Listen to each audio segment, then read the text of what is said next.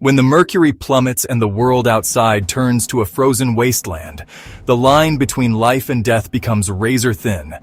It's a battle against the elements, a brutal test of your will to survive. One mistake, one moment of complacency, and the unforgiving cold will claim you without a second thought. I've faced the harshest environments on Earth, from the frozen peaks of Everest to the icy expanse of the Arctic Circle. And I can tell you this. Mother Nature doesn't play by our rules. When the power cuts out and the temperature inside your home starts to drop, the primal urge for warmth can override common sense. The number one error is bringing outdoor heating sources inside. People think a barbecue grill, a propane heater, or even a gas-powered generator running in the garage will save them. They are tragically wrong. This invisible, odorless gas is a formidable assassin. But as you and your family breathe it in, you'll slip into unconsciousness, and then, tragically, you will never wake up.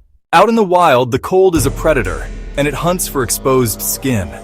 Frostbite is the weapon it uses, and it can strike with terrifying speed and subtlety. It most commonly targets the extremities, your fingers, toes, nose, ears, and cheeks. If you suspect frostbite, the immediate priority is to get out of the cold and begin gentle rewarming. The correct procedure is gradual rewarming using warm water, not hot, but just warm to the touch, around 104 to 108 degrees Fahrenheit. You're trapped in a winter survival situation, snow everywhere. It looks like an endless supply of water, doesn't it? A common mistake, and a potentially fatal one, is to think you can just scoop up a handful and eat it to stay hydrated. When you eat snow, you're forcing your internal furnace to work overtime, to burn precious calories melting that ice. The proper way, the only way, to turn this frozen landscape into a life-saving resource is with fire. You have to build up your water supply gradually, adding more snow to the liquid base you've created. A heavy snowfall can trap you, blocking your exits, isolating you from the world. Your first instinct is to grab a shovel and fight your way out. Shoveling snow is incredibly strenuous physical activity. The cold air constricts your blood vessels, including your coronary arteries, while the intense exertion dramatically increases your heart rate and blood pressure. This creates a perfect storm for a cardiac event. When you start, go slow. Don't try to clear the entire driveway in one heroic effort. Use your legs to lift, not your back. Bend at the knees, keep your back straight, and walk the snow to the side instead of twisting and throwing it. The sun dips below the horizon, and a brutal, unforgiving winter night descends. But it's not just the temperature that drops. The power grid, that fragile web we all depend on, can snap under the strain of a blizzard. Suddenly you're plunged into absolute darkness, a primeval state that modern man is ill-equipped to handle. High-quality LED lanterns, powered by long-lasting batteries, can illuminate an entire room, restoring a sense of normalcy and safety.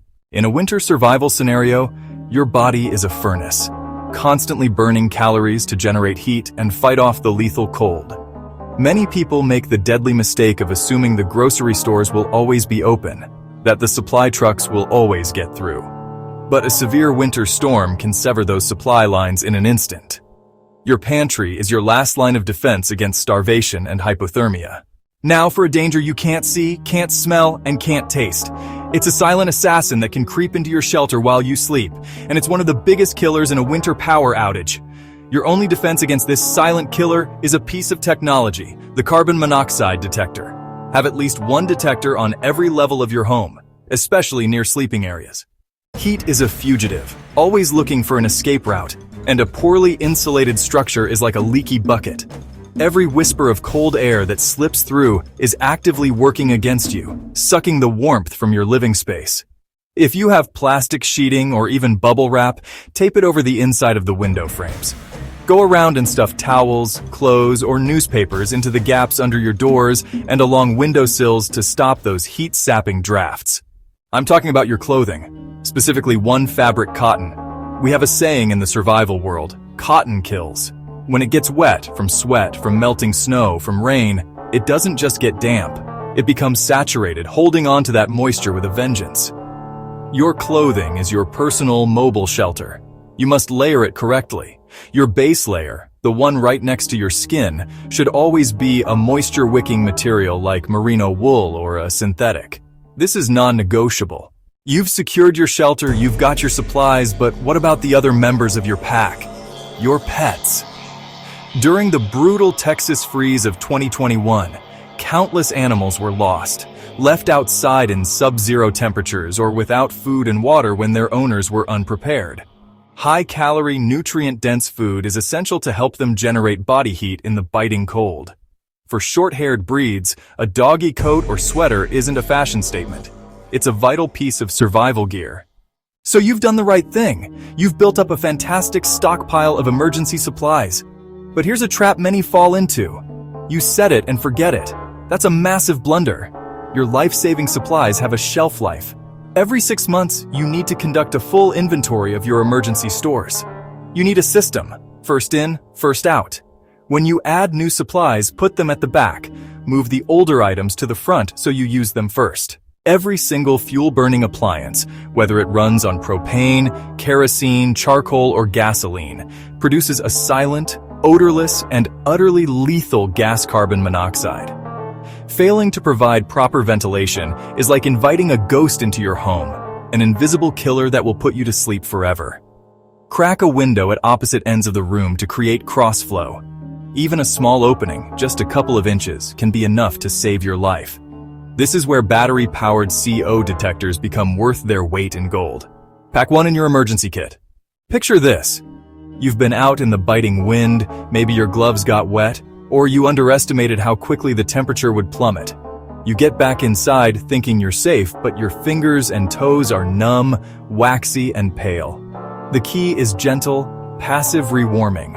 You need to get to a warm, sheltered environment immediately. If someone is exhibiting these signs, you need to get them out of the cold immediately. Remove their wet clothes and wrap them in layers of dry blankets. The most dangerous assumption you can make is that clean water will just keep flowing from your tap. When temperatures plummet, your pipes are one of the first things to go. They freeze solid, they expand, and then they burst. Start by storing water now. The rule of thumb is 1 gallon per person per day. Your next layer of defense is having the means to treat and purify other water sources. You have a detailed survival plan written down on paper. You feel ready. When the power goes out, the wind is howling, and the temperature is dropping like a stone, your body will be flooded with adrenaline and cortisol. So you need to run drills. Real practical drills. Pick a weekend. Turn off the main circuit breaker to your house. Every problem you solve during a drill is one less problem you'll have to face when your life is actually on the line. We've journeyed through the 20 deadliest mistakes you can make when winter bares its teeth. From the silent threat of carbon monoxide to the brutal reality of a frozen water pipe, each one is a potential killer, a trap waiting for the unprepared. Winter is coming, and it won't forgive your mistakes. Your life, and the lives of your family, may very well depend on the choices you make right now. Prep smarter, because your life depends on it.